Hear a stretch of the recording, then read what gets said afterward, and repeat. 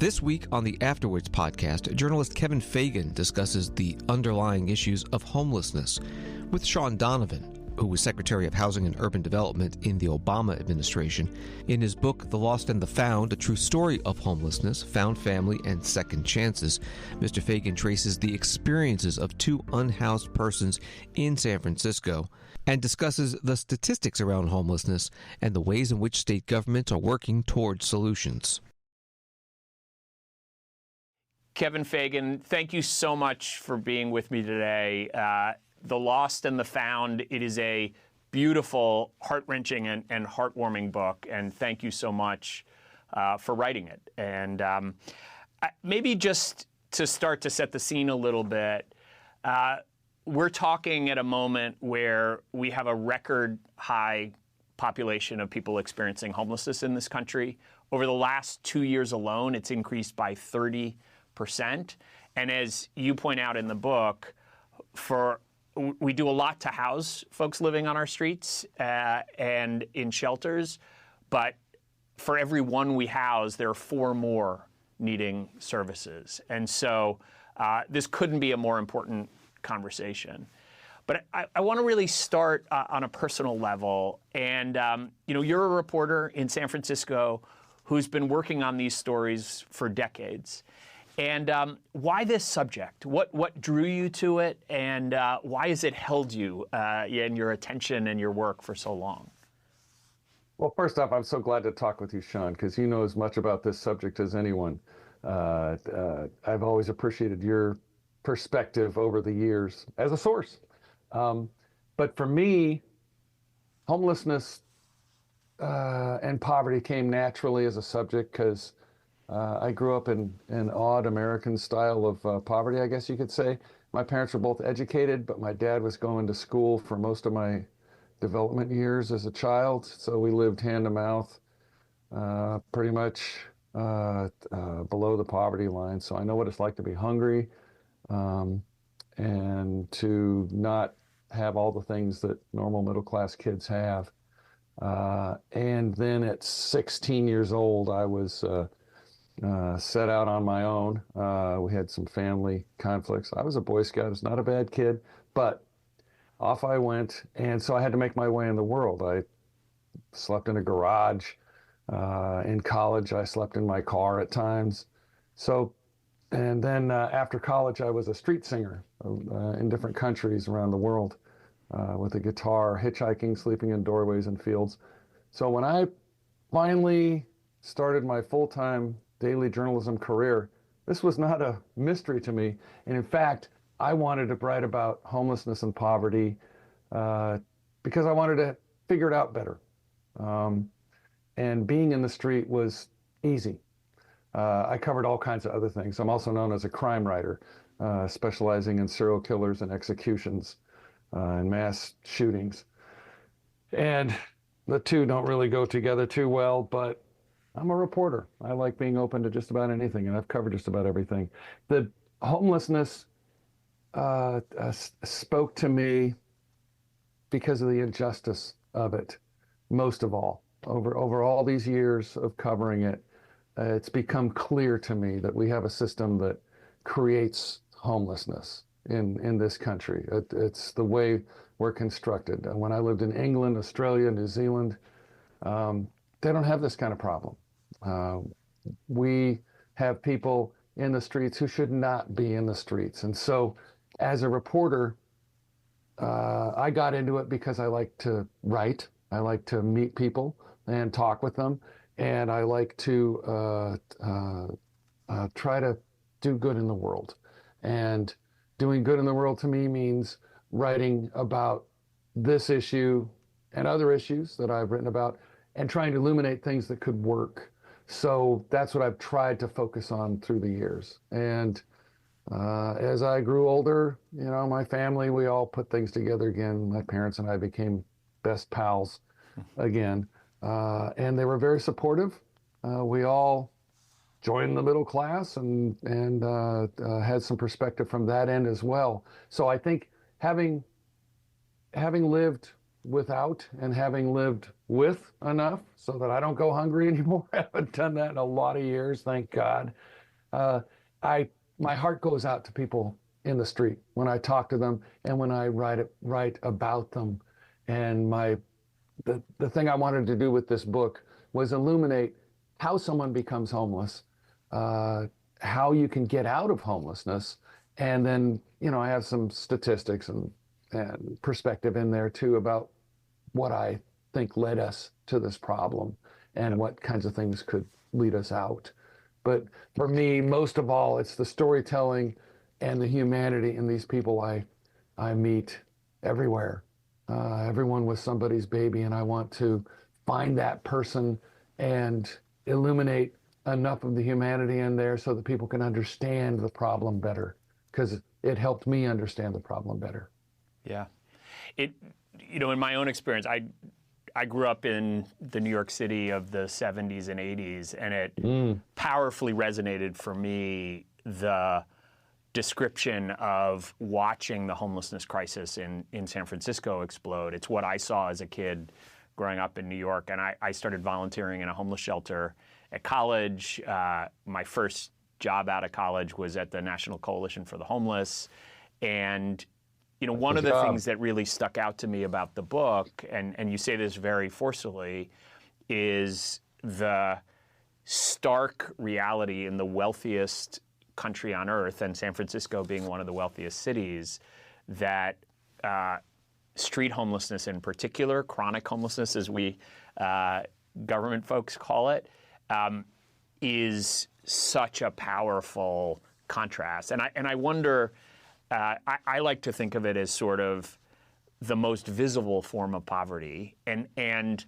I think for so many people, it is that moral power of it that either draws them in or for most people turns them away. And I wondered if you could talk a little bit about that experience of how you see your reporting and this book trying to pierce a little bit of that invisibility for many of these folks.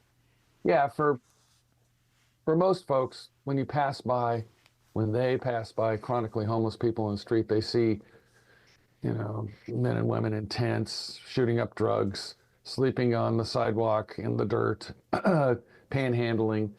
They see the one-dimensional picture, and they don't see what's behind it, what led to it. That's what interests me, is what led people to this. There are, of course, many other kinds of homeless folks. The chronic homeless folks are only like 20 to, sometimes 40%, depending on where you're at. The rest are in shelters, as you know, and couch surfing in between in institutions. Sleeping in their cars or campers or so many different places. Yeah, and I wanted to focus on the ones that everyone sees, because they are actually, like you said, they are the most desperate of the folks living outside, living without a real home to call their own. And that's a hell of a way to live. You gotta sleep outside. You wake up in the morning. You need your food. You gotta try to make sure your teeth don't get kicked in while you're asleep or while you're wandering around. If you're addicted to something, which not every homeless person, of course, is, you got to go find your dope or your booze. If you're mentally ill, you're wandering in a haze. When you should be inside being treated, it's a tragedy, and this needs really to be. This really needs not to happen in America. And as you know, I started out as a daily reporter right around the turn of the 1980s. So I've watched this progress, and it's a horror. It should not happen in America. And the two folks that I focus on in this book, Tyson Fauser and Rita Grant, really spoke to me as examples of how things can go so wrong, and how the love of your family and the attention of different institutions that we have, you really can climb out of homelessness. They did. Rita was absolutely inspiring to me. Tyson too, he's a wonderful guy. I won't give away the endings of the book, but Spoiler alert. But I helped find them on the street with their family. Their families were the ones who did the loving work. They were both smart, personable people who should not have wound up outside. And when you read the book, you can trace the arc of how they did. The old catchphrase that started in the 80s was, "We're all one paycheck away from homelessness." I don't think we're all just one paycheck away from homelessness. We're a whole chain of events away from homelessness. But this can happen. And it happened to these two people, and I hope folks can relate to them when they read it, because they're really nice folks that, it was awful what kind of things they fell into. Yeah. I mean, one thing just to say about that, because I think you raise a really important point, is, most folks who are homeless, I like to describe it as the iceberg, right? And the visible part of the iceberg, which is above water, is street homelessness.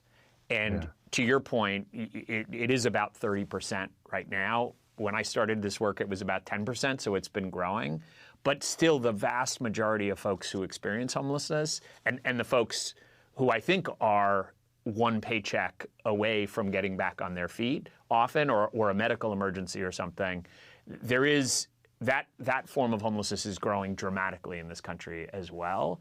But to your point, it is this, which you described so beautifully and so painfully, is that series of events that leads you into street homelessness. I guess one of the things I really want to understand, having worked in this field for a long time, you gain an enormous depth of trust with Rita and Tyson and their families and a whole group of others. And how do you think about that as a reporter?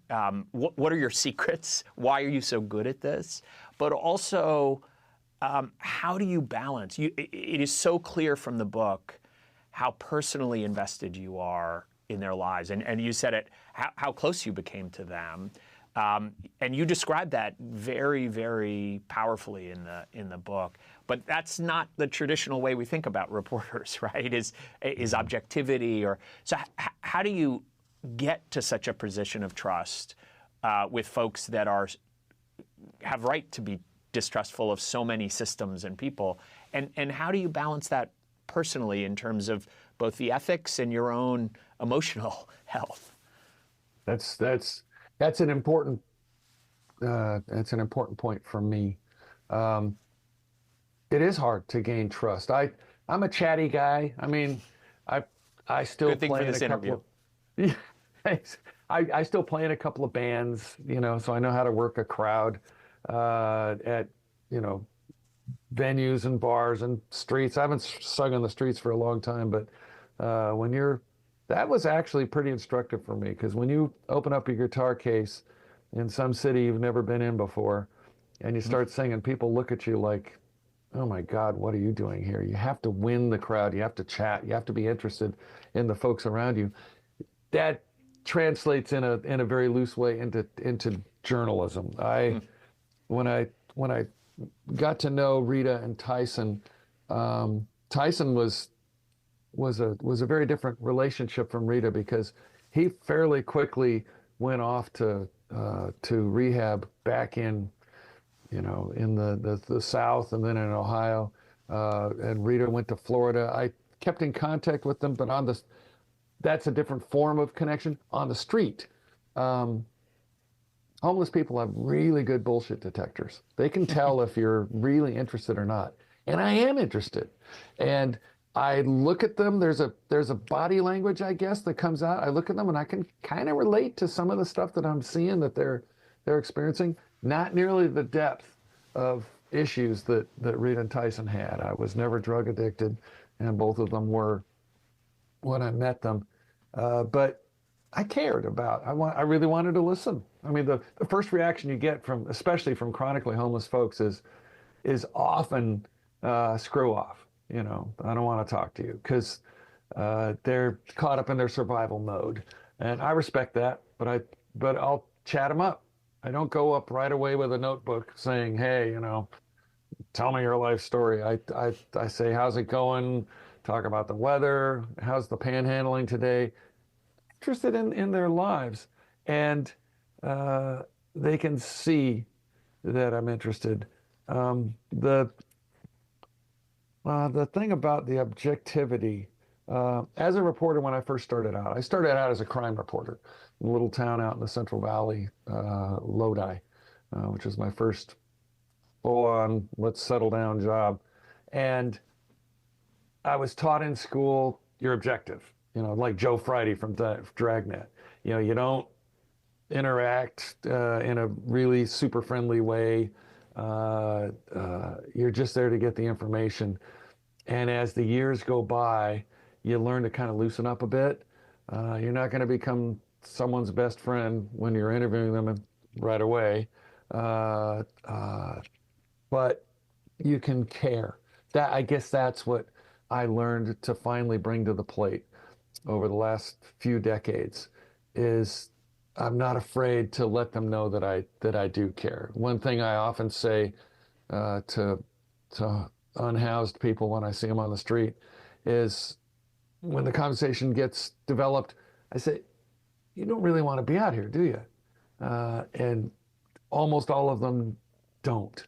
The only ones who say, oh yeah, I like the freedom and so forth, they're either lost in their survival mode, or they're young folks adventuring like I did when I was, street singing. And I knew I was always going back to a housed life and a career. Sometimes kids in particular will take off because they want to go find, some kind of bohemian life outside.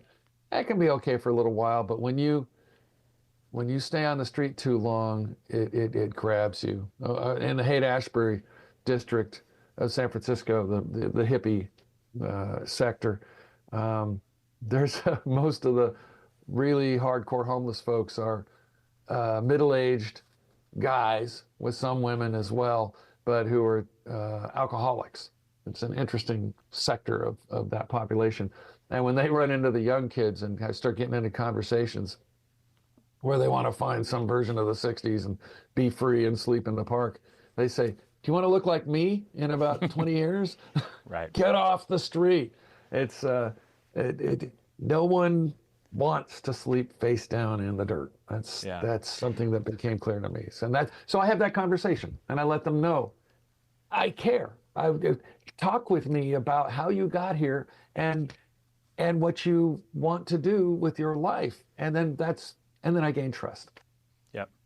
It's such an important point, because you hear so often people don't want help, or they will refuse it being housed. They want to stay outside. And I feel like that often becomes an excuse for not doing more, or we need to, involuntary commitment or other approaches. We need police to intervene. And just talk a little bit more about that. You've seen this and written about it as much as anybody in our country. And what do you think the real answer is to that question of, do people want to be on the streets? And if they don't want to, what keeps them there? And yeah, they're stuck. It's two things. One is the stuckness of folks. You get caught in, if you're on the street for more than a year, or, there's a definition of that, but basically if you're out for more than a year, you're chronic. And you get stuck in your survival mode, and you don't trust anything else that's coming in and saying it's going to help you. A lot of folks don't like to, if they're really chronic, don't want to go into shelters because they don't want to be controlled. And shelters are, it's a difficult population when you're in a building with 100 to 300 other people who are also struggling with their homelessness, and for a whole variety of reasons. Shelters, to tell you the truth, I've slept in shelters. I think they're fine, but it's a difficult transition for someone to leave all their stuff, which they often have to do depending on what the shelter is, and then come inside and then trust that people are going to take care of them. And the bureaucracy of what we've set up in homeless services can become difficult. You miss an appointment, you can get set back to zero. Homeless folks aren't very good at doing appointments because they're often in the street. Their lives are, are traumatized in many different ways. So you're dealing with a trauma and a dysfunction and a distrust rather than some idea that they don't want to come in off the street. You're not dealing with a true reluctance. You're dealing with all these other things. And so a lot of street counselors will take up to 2 years to gain confidence with someone to bring them inside. That's frustrating to people who want the problem solved right away. Yep. You do have that perspective as, well, why don't we just stick them all in jail? Or, create a camp somewhere where we can put all the homeless folks. That has never worked in this country. And doing jail usually means you go in and then you come straight back out to homelessness because either there aren't programs that help them, or they fail in the programs, or they don't show up for the programs. It's not a good success rate. And as far as police goes, when I was in college at San Jose State, there were times early on before I figured things out as a young man on how to stay inside. I did sleep in my car. And the cops had come by around 3 a.m. or wherever it was, rap on the window, get along, bum, move. So sweeps are not new. That was 1978, I believe it was, or 77. Yeah, it was more like 77, 76. It's, this has been around forever. Police were not equipped back then really to deal with the phenomenon of homelessness, which really exploded in the 80s. Now, most cops I know, and I know a lot, I've run into a lot, they don't want to be mean. They don't want to deal with homeless problems. They got into law enforcement to catch bad guys. Homeless people are not necessarily bad guys. I mean, there are some that deal drugs and, shoplift and so forth, but that's not the kind of bad guy that cops got in the business to do. So a lot of them are very kind. I've known many that will take people to shelters, get to know them, earn their trust like a street counselor, and try to do the compassionate thing. They also have to sweep people along, especially these days where there's more capability of cities to sweep homeless camps away from areas. But the cops can be a real resource rather than just meanies who are trying to shove people around. C-SPAN's Afterwards podcast continues in a moment. Now back to C-SPAN's Afterwards podcast. Yeah. So let's get into the scene you set in the book and talk a little more about Rita and Tyson. So much of the book is set, at least the San Francisco parts, on Homeless Island, as you call it. So set the scene for this place so folks watching today can really understand it and feel it a little more. Yeah, for me, it was a microcosm of the most dysfunctional, desperate form of homelessness. In 2003, we got a bunch of new editors at the Chronicle, San Francisco Chronicle, where I was a reporter. And one of them was Robert Rosenthal, who we'd gotten from the Philly Inquirer. He came over after working there, and he was aghast at the scope of the homeless problem here. So he said, send a photographer and a reporter out in the streets, take as long as you want to figure out what the hell's going on out there. So Brant Ward, this wonderful photographer who did street work like me, we liked the grit. So he and I said, hey, let's go do this. So they assigned Brant and me, and out we went. We stayed outside for 6 months. We went home a lot, but we immersed.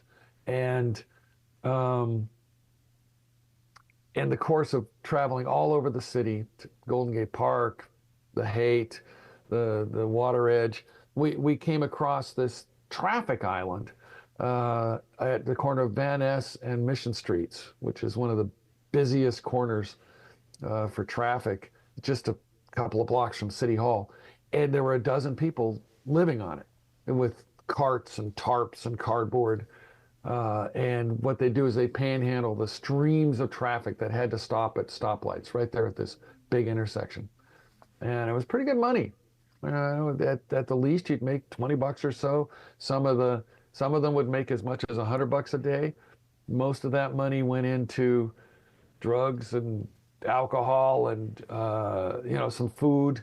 Maybe they'd save up and bag a hotel room for a night or two so they could take a shower and be in off the cold. And that's where I met Rita. On this island, there was a little person named Little Bit, who everyone called either the Midget or Little Bit, real name Susan Beach, and a guy named Tommy Reddick, who drifted out from the Midwest. And they were all addicted to heroin, essentially. A trans person named Michelle, who'd been abused as a kid, and being black and trans in America is difficult. Wandered out here, wound up with this group of folks that were supportive. They would, make sure each other had food. The dope dealers knew where to come. Some of them were street hookers and turned tricks in the nearby alleys. They supported each other in this kind of loose economy and loose protective cabal, I guess you could call, or grouping. And that's where Rita was. Rita had come out here from Florida. She was a beach gal when she grew up, a surfer, runner-up as homecoming queen in her high school, beautiful, had 5 kids eventually, through the course of her motherhood years, was just a terrific person, and fell into heroin and alcohol through the years, and came out here and then tumbled to the street, and she was on the island. So Brant and I spent a lot of time on the island. Just, I sleep there sometimes. I'd, be up all hours of the night. You get the conversations at, 2, 3 in the morning that you wouldn't normally have, where there's a profound honesty and often sadness for what they didn't have anymore and what they would like to have. And Rita was crusty. She was a street survivor. She would, at first she said, you don't want to know us. And, Brant and I said, well, yes, we do. So the thing is, we had the luxury of just continuing to show up. We'd bring donuts or, sandwiches and stuff like that. And cigarettes, I have to admit. Most chronically homeless folks smoke, so you bring a cigarette and you got a conversation. So we got to know her, and wrote a series at the end of those 6 months called Shame of the City that ran for 5 days. And the first day was a pretty searing profile of Homeless Island, showing how awful things can be when you're living on the absolute bottom like that. Tommy, Rita's boyfriend, who was a nice, calm guy, a long-time heroin addict, but he essentially rotted to death from flesh-eating disease. And Rita was crushed. Brant and I went and found his body because we all wondered where he was, and came back and told the Islanders, and Rita was just bereft. All this went into the story, and back east, one of Rita's friends saw this story run online and pushed it over to her family in Florida, where Rita had grown up, and said, look at this. And Rita's sister Pam and her daughters, these wonderful daughters, Faith, Penelope, and Joy, all said, hey, we gotta give this another try, because they'd come out some years before over time to try to get Rita off the street, and she was too lost. Well, this time Pam and Joy flew out, and they used the story to figure out where she was, went and found her, and Rita took it. She was ready to go. As counselors say, she was cooked, because she was almost dead from AIDS and abscesses and the addictions.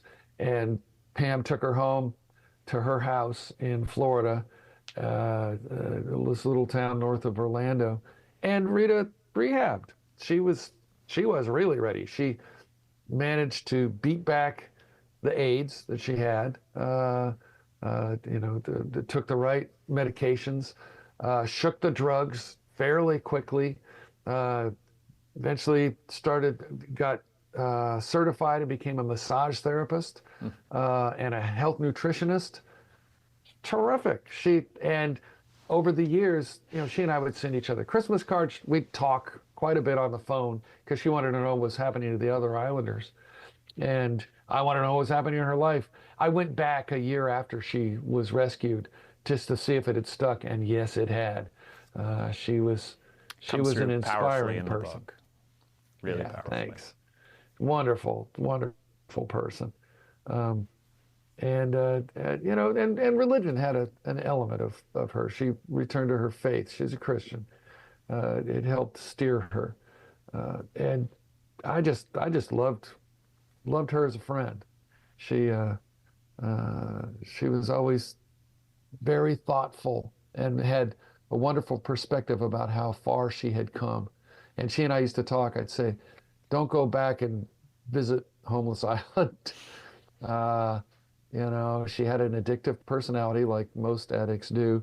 And we both agreed if she went back and started hanging out with the Islanders again, that would not be good. She could fall into addiction again, or, it would not be good. And she understood that.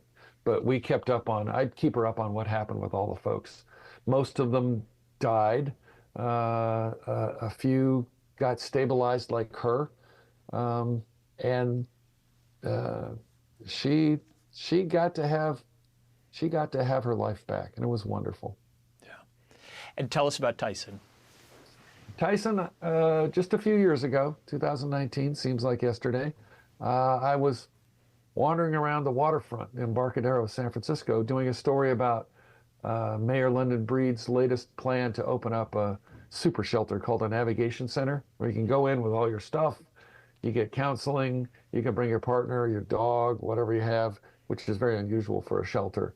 But she wanted to open it up on the waterfront, and neighbors were really pissed off. They didn't want a center. I've never experienced that before in my career working on housing and homelessness. Yeah, have you ever We'll come back to that. Right. Yeah. Let's see. I'll be curious to know if you've ever known a neighborhood that wanted a shelter in it, a residential neighborhood of any kind. So, I was talking to folks, and I come across this guy sitting on a piece of cardboard near the spot where the shelter would go in, and that's Tyson. And this photographer, Jessica Christian at the Chronicle, was with me. A wonderful shooter, as we say in the business. I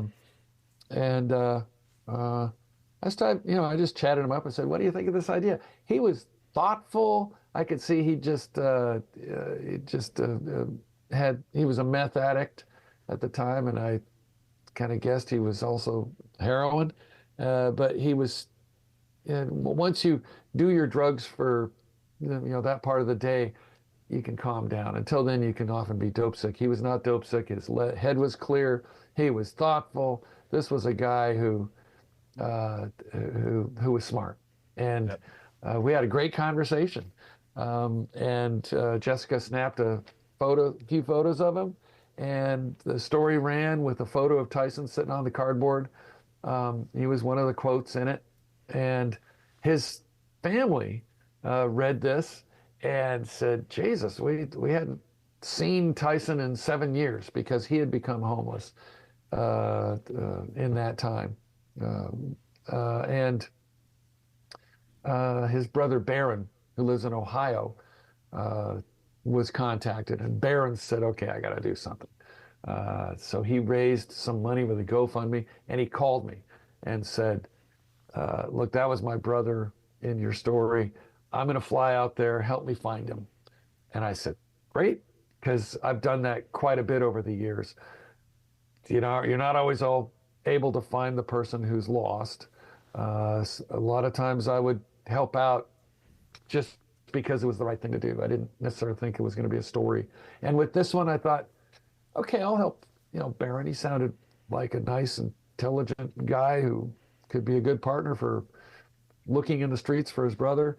Doesn't mean I'm necessarily going to do a story, but by the time he showed up, I don't know, I forget how many days or later it was, I thought, maybe it will be a story. I'll take notes. So I took my notebook with me, and we wandered around all day. And sure enough, I knew where to go. It was nice to be a guide to Barron, and an interventionist he hired named Vicky, because he had it all lined up. He had located Vicky and a rehab place for Tyson to stabilize at in the Sierras, and then we all went at it, and we found him that night. Didn't take long, because the territories of the homeless are pretty clear, and if you start asking questions, you know where to look. Things work out. And I went to a hotel that Barron and Vicky were staying at, and did an intervention, but I put the air quotes around it because he was ready. He said, look, I figured you guys were going to come for me someday. I was hoping. And that's what his friends in the streets had told us. Tyson was always hoping his family would come for him. And he said, I'm ready to go. And so then began a journey of to the Sierras, then to the South, and then back to Ohio with Barron. One thing about Tyson that struck me is I live in the East Bay of San Francisco. He grew up in the East Bay in a town called Danville, which is an upscale town. It's got, top schools. It's got a charming little downtown with fairly high-priced boutique stores. There's, Rita would never go there. It was the kind of place where you just don't see homeless folks. And he had gotten, his journey into homelessness was, it was, I don't know how typical. What do you think, Shaun? How typical was Tyson's journey into homelessness in your mind? Getting involved in drugs, failing out of several stabs at career, and eventually just becoming so dysfunctionally wound up in the street. Yeah, my view on that would be that he was atypical in the sense that he had less trauma in his life. He had more advantages than most. I mean, and you talk about this powerfully toward the end of the book, because you pick two examples, right, who both have these strong ties to family, that while they had challenges, they had more advantages than most folks on the street, both white, when you powerfully talk about the racial disparities in others. Yeah. And so in that sense, I think you've picked two examples that are not fully representative, but I do think what you do in the book that's powerful is talk about that, how they were different, and what advantages they had. And you bring a humility to the way in which you can actually sort of categorize or stereotype people. And I think for me, one of the most powerful things about the book, as we were talking about before, when street homelessness is the most visible, most morally difficult form of poverty in our country. And the reaction of most people is to other it, right? Is to just say, well, they're drug addicts, or and to kind of put them in a box. And one of the things I loved about the book, and I would love you to talk a little bit more about it, is that you show very clearly it's not that simple, right? I think in both cases, there's a deep sense of there are choices that they made, and there is personal responsibility. And to your point, you use the term cooked. Until somebody is ready for help, they're not going to take it or unlikely to take it. But I'd love you to talk a little bit more about that balance and how you see it. What are the causes for the two of them, but maybe also more broadly, and your answer to how typical they may be? I think there were bad choices for sure, and drugs played a huge part. Drugs doesn't drive everyone into the street. Once you're chronically homeless, a lot of times, if you weren't drug addicted when you went into the street, you become drug addicted later on because it's so miserable. And drugs are, on their face cheap. Hey, it's only $10 for a hit. Yep. And this will get you for the whole day. And you think, wow, okay. And then you're addicted.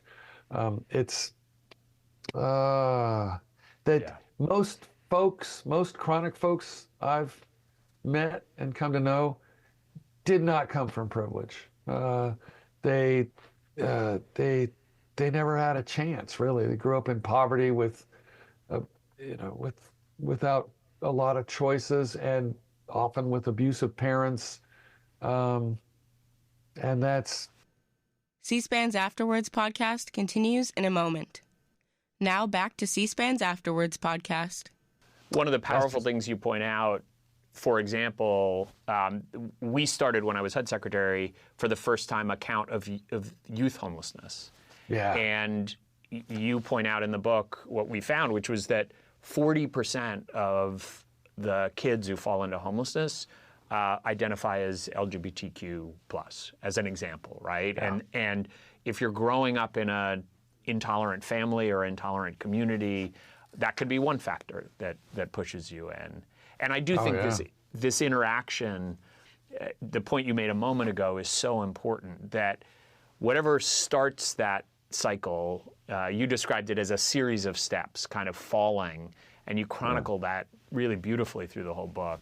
But if you may have an underlying mental health condition, as Tyson does, which isn't discovered till later, but if you didn't have one before living on the streets for the trauma, so it becomes a self-reinforcing cycle often that then getting out of becomes more and more difficult, right? Oh, absolutely. And what was interesting to me was the success of Rita's family in helping her. And not everyone embraced her attempt at recovery in Florida right away.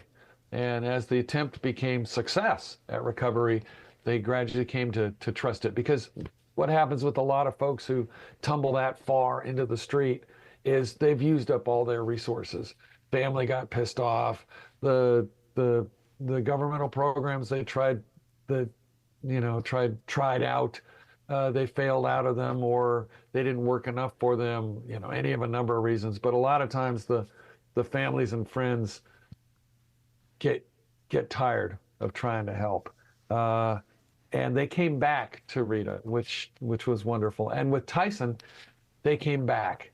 His brother, in particular, the two people that stand out for me with Tyson and Rita is with Rita, her sister Pam is a freaking saint, and with Tyson, his brother Barron is a saint, and they both poo-poo that and say, no, Tyson and Barron and Rita did all the work.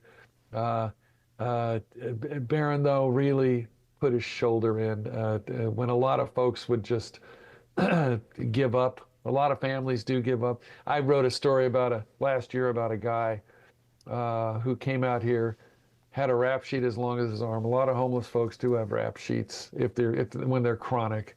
Not all, of course, but many.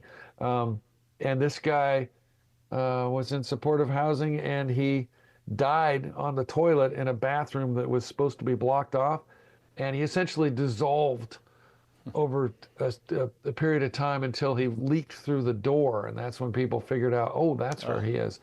So I called his family. They wanted nothing to do with him. He'd been so much trouble for them over the years. They didn't even want his ashes flown back to where they were back east. That's an extreme version of what is more typical. Folks say, look, we tried over and over. The guy lived in our house. He stole from us. This is what happened with this guy. Yeah.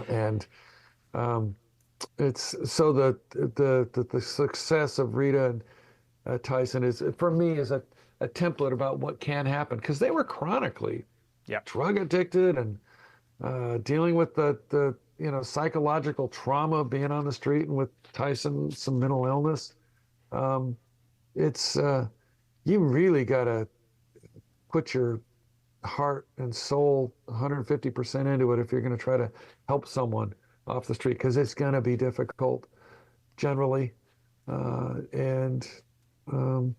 it's worth it to save a life. Yeah, and I do think one of the things that the incredible depth you go into about their stories and their families is it. And certainly this happened for me in reading the book. I thought about, I have friends who lost their kids on the streets, but we all have family members struggling with mental illness, and understanding that a couple more steps, a piece of bad luck can be the difference between those folks ending up on the streets as well. And I also think you powerfully capture the fact that, it can be infuriating, right? You have, not sure I can even use the words here on C-SPAN, not sure what the rules are, but, very direct things from family members about how deeply frustrated they were. And I will say your own experience of having been kicked out of the house by your mom because of that. You really begin to understand that these steps and your story could have led that way. And I wanted to maybe connect that a little bit to go beyond the lives of the stories and think about the communities and the reactions, and maybe shift to talk a little bit about where we are now in the homelessness crisis and what we can do about it. But to start that, you clearly describe and you have there's a powerful conversation with Tyson that you have about the reaction from neighborhoods, as you said, of putting a center there, of putting a shelter, putting supportive housing into communities. There's a description of a shop owner who gets so frustrated, takes out a hose, and chases a person experiencing homelessness away that way. And help us understand what you saw about the frustrations, what are legitimate there, and what works in reaction to that, right? Are there ways that we can come together as communities and find better solutions to this than just giving up hope or getting frustrated? Yeah, it takes extra compassion, extra, the backstory for everyone who comes onto the streets is important for understanding, but you can't always find that out. Like the woman who was hosed down on the street, she had become difficult for that sector of the neighborhood. They had tried to help her, and she was someone who frustrated them massively. So the guy took out his frustration by hosing her down, which was, a major scandal in this city. It's like, you just don't do that to people. You try to get the services over to help her get into either an institution or a shelter or something, but it takes a long time, and it takes enormous patience by people living next to that. That's a lot to ask, but this is the country we live in. One of the statistics I have liked in my throughout my reporting is some economists say that we're at about 30% poverty, actual poverty, if you take into account the economy for living in a certain area and the cost of living, et cetera, et cetera. However you fall on the statistic, there are way too many people living hand to mouth. I mean, it's, some of these other stats too. What is it? A majority of the country doesn't have more than $400 to their names to get through an emergency. It's when you have that much poverty. We just hit more than 50% of renters in this country can't afford their rent for the first time ever. Jesus. So there is an avalanche of these statistics out there, unfortunately. Yeah, and how are we going to, when you're telling people to pull themselves up out of their bootstraps? I mean, my first real job in journalism, I made minimum wage as a reporter, and that was with a college degree. I bought a car, rented an apartment, saved money. I mean, minimum wage used to be okay because I knew how to live, very sparely. So it went further for me than a lot of folks. But you can't do that now in most big cities, most areas like the Bay Area. It's things are so out of whack. And to tell you the truth, I don't see a whole lot of hope on the horizon for alleviating that. Like you said, the homeless numbers keep going up. In San Francisco, they make some headway. This last couple of cycles, homelessness did not rise as much as it did in other areas because we the city, puts an enormous amount of money into the problem. It's trying to backfill for things like not enough living wage, not enough housing, not enough health care, not adequate health care, as in I lived with in other countries.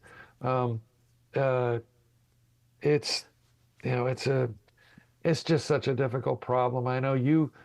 I thought you made a really good effort at addressing this and quantifying it, particularly with the LGBTQ kids, which was no surprise to us on the street, but I think it was a surprise to a lot of folks who paid attention.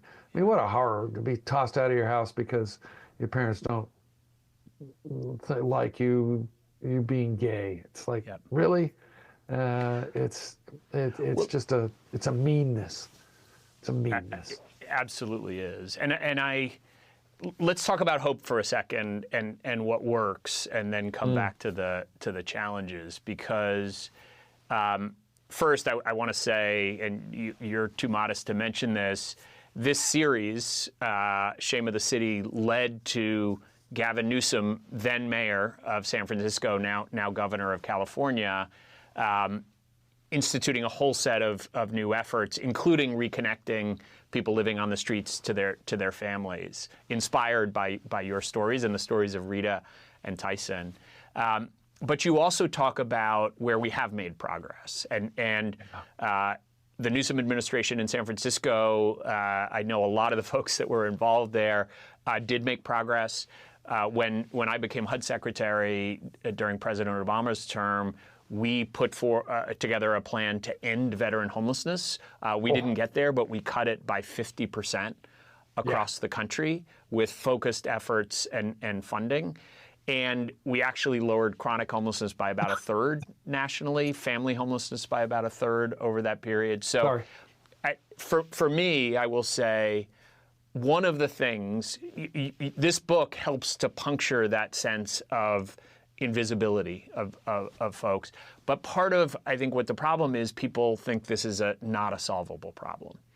And this point, I'd love you to talk a little bit about what you've seen that works, and particularly a little bit about supportive housing and housing first, because it's coming under attack now. I'll tell you, that effort you did on veterans homelessness, which involved some really wonderful folks here and around the country, to me, that is the most inspiring effort in the last several decades. And my take on it was that you were able to marshal the resources of different departments. You had HUD, you had with housing vouchers, you had the VA with medical resources, and everything combined to create a safety net that wasn't there adequately for everyone, but because of the resources available to veterans, it really worked. 50%, I mean, that's amazing. And I've written a lot about that over the years. A lot of people seem to just kind of shrug. Well, veterans, they think of Rambo, the homeless veteran from Vietnam. It's anything but. It's been a super success story. And it's because of the resource. One of the things, just sorry to jump in, one of the things I would say about it, so much of that, and this comes out in your book, it was about, we did a lot at the federal level, but we found partners at the local level. Michelle Obama challenged mayors to see who could be the first mayor in the country to end veteran homelessness. And ultimately, over 100 cities and states ended veteran homelessness. And that was really, I think, in the end, it was the kind of services, patients out on the street that you describe with street teams, and really identifying those folks and bringing it's such a complex web of systems, as you saw, and usually they don't work together well, and they don't talk to each other, and it was that coordination that helped enormously. I also would say that, you described this powerfully, the shelters, right? Most shelters kick people out in the morning, right? So you're back on the street. And when Tyson and Rita are able to go home, when they're able to get away from an environment where drugs are a few steps away, being able to put people in a safe environment with the services, that's what supportive housing is about, is housing in those services. And that really is the key that I've seen to ending chronic homelessness. But we just don't have enough of it, right? Yeah, you and me both. That's one thing when Brant, my photographer partner on Shame of the City, one thing we said first day we went out was, look, we've done sad sack stories before. We've done stories on the tragedy of homelessness. We want to figure out what works. And it was street counseling and supportive housing, the love of family. Gavin Newsom did start the Homeward Bound program, which has been replicated all over the country. Rita was very proud when I told her that her story had helped inspire him to do that. But supportive housing, Newsom really ramped up supportive housing.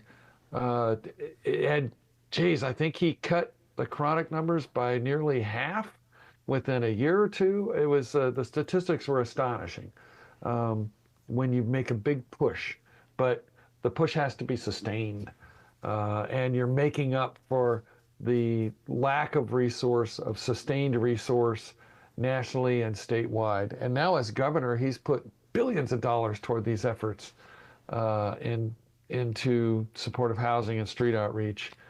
It's the only fix when you're on the absolute bottom.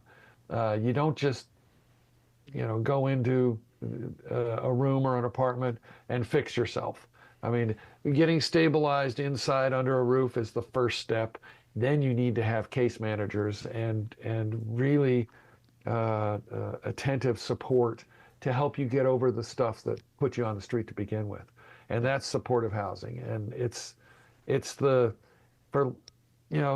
this era when we don't have all the support we need to prevent homelessness for folks hanging on by their fingernails, it's the thing that can fix it on the back end. Yep. Talk a little more as well.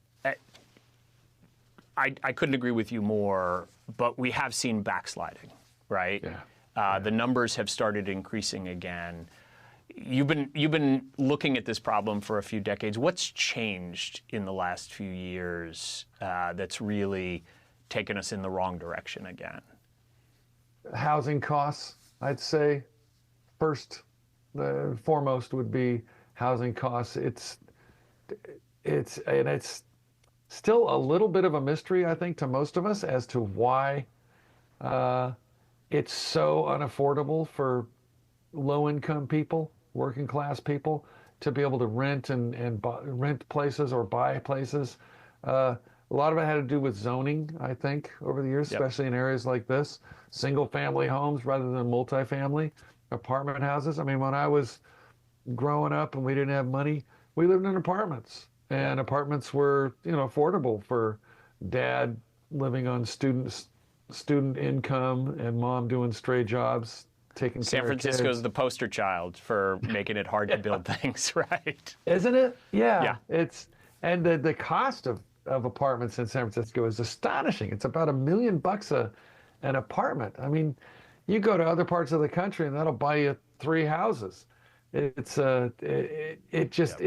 mushroomed, and it's going to take an intensive effort to address that. And I don't know.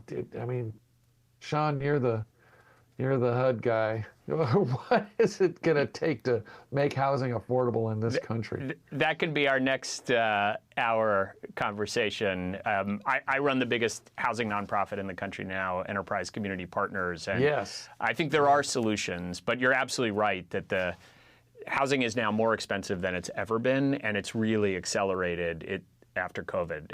A chronic problem that was getting worse over decades has become really acute. I would also say one of the things the book really makes powerfully clear is that fentanyl and some of the new drugs have created a very different kind of crisis.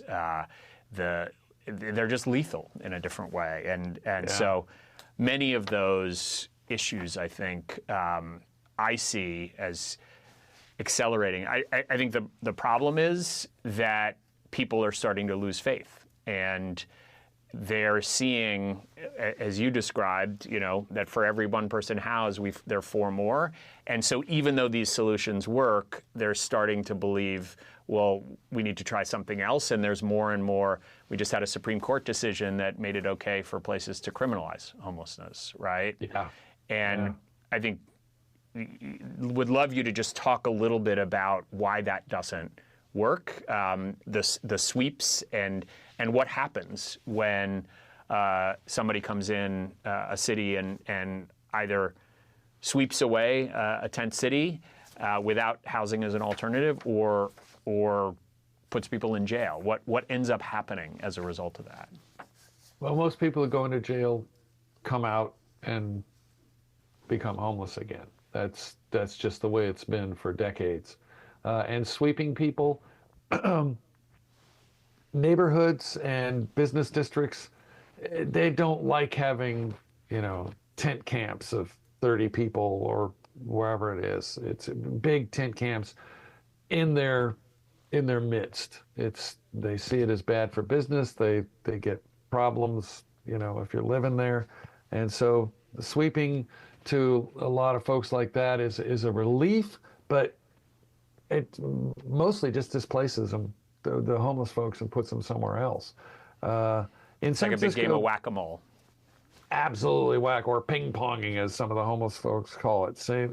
And the mayor, over the last several years, did open up a lot of new shelter beds and a lot of more supportive housing. So some of those folks that get swept do go inside, but a lot of them just move on somewhere else, and then it becomes someone else's problem. It's finding bringing to scale the housing opportunities and the shelter opportunities for folks that could make a difference.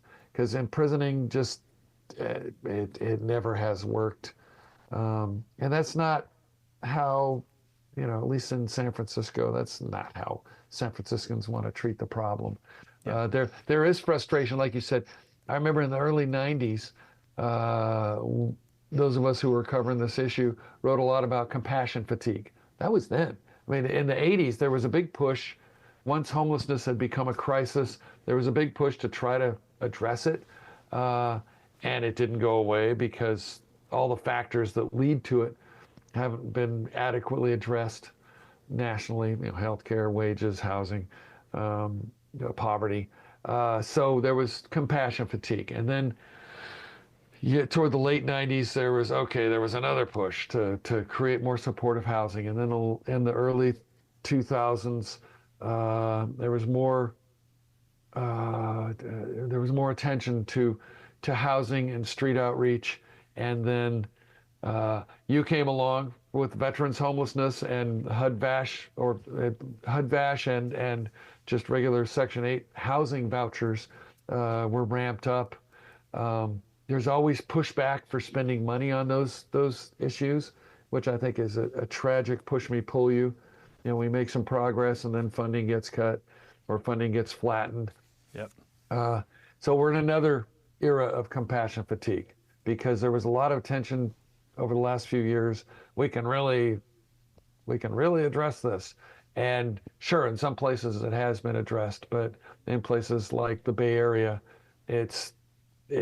most people look at the problem, they say, wow, it's not fixed. Now I'm pissed off.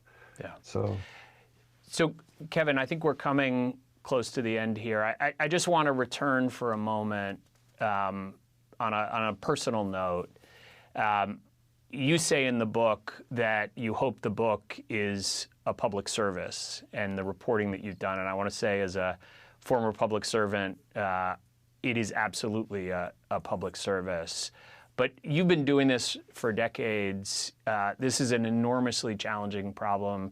You describe in painful detail losing folks who have become friends on the street, and that you can't save everyone. How do you maintain hope? And you're a dad. You describe coming home, having slept on the streets, and maybe there are mites or other things.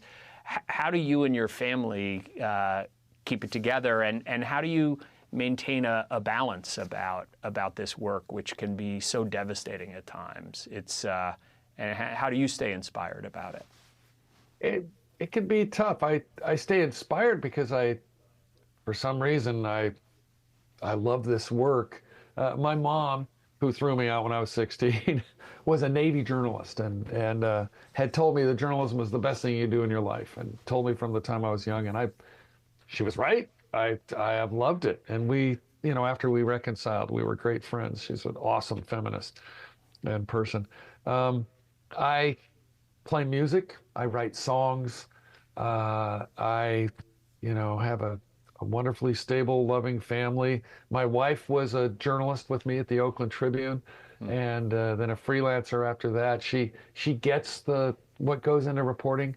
I would come home and tell my daughter what I had done in the way of murder coverage. She'd see it in the paper because we had the hard copy around when she was growing up, and in homelessness. And she was a little lesson from me to other parents. Don't tell your kids everything that's grim when they're young, because she was had nightmares of the murders I'd covered, especially of kids, and of the homeless tragedy I saw. She's now a therapist, which helps for the rest of us in the family. So you get free therapy at home now these days? I do. She answers the phone with the, "Hello, Daddy, how are you?" She has that voice, and she's very wise, and my wife is very wise. I tend to my friendships of other people who understand what I'm doing. I exercise. You got to run or do whatever you do at a health gym to keep your body in shape so that your brain is more resilient. I have a PTSD form, a journalistic form of that from the stuff I've covered. Not particularly from homelessness, because homeless folks I find to be generally a joy to talk with. I try to see the good in people. That keeps me buoyant more than anything else. Everyone was somebody's baby, I think, as I said in the book. There's a goodness in everyone that you can reach. And I mean everyone. There's somewhere in there is a goodness. And that helps. Plus, focus on happy things when you can. Tragedy needs to be illuminated, but focus on happy things when you can. Sing songs, do gigs, have fun with your friends. Keep your soul tended. I'll remember that, Kevin. There is goodness in everyone, and there is goodness in this book. Lost and Found, Kevin Fagan, thank you so much. Thank you, Shaun.